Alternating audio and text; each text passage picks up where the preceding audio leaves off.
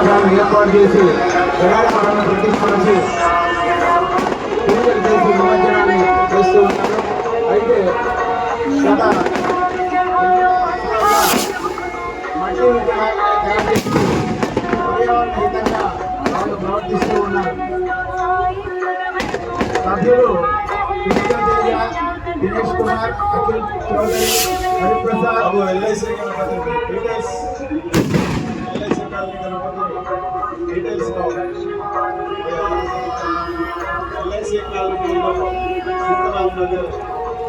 కొత్త సంవత్సరం కూడా ఒక కొత్త కాన్సెప్ట్తో మీరు విగ్రహాన్ని తయారు చేసి ఈ సంవత్సరం రాయాల్సి వచ్చింది. వ్యాసుడికి వినాయకుడికి మధ్య ఏమి జరిగింది? మహాభారతం రాయడానికి గల కారణం ఏమిటి?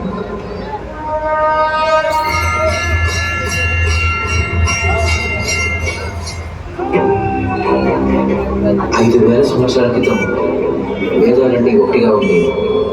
వాటిని వ్యాసుడు 4 భాగాలుగా విభజించాడు. అవే ఋగ్వేదం, యజుర్వేదం, సామవేదం, అథర్వణ వేదం. విశ్రాంతి తీసుకుంటుండగా ఆయనకు కల వచ్చింది. ఆ కలలో అందరి మధ్య యుద్ధ శబ్దం, గుర్రాల ముక్కలతో యుద్ధం, కత్తుల చప్పుళ్ళు, రథాల ప్రవాహాలు, చావు కేకలు వినిపించాయి. వెంటనే ఉలిక్కిపడి లేచాడు. ఏం జరిగిందో తెలుసుకోవాలని ఆసక్తి కలిగింది. తనకున్న దివ్యశక్తితో భవిష్యత్తులో వెళ్ళాడు. అక్కడ యుద్ధం చూశాడు. అక్కడ జరుగుతున్న యుద్ధం అనవలసిన వల్లే అని తెలిసి ఆశ్చర్యపోయాడు.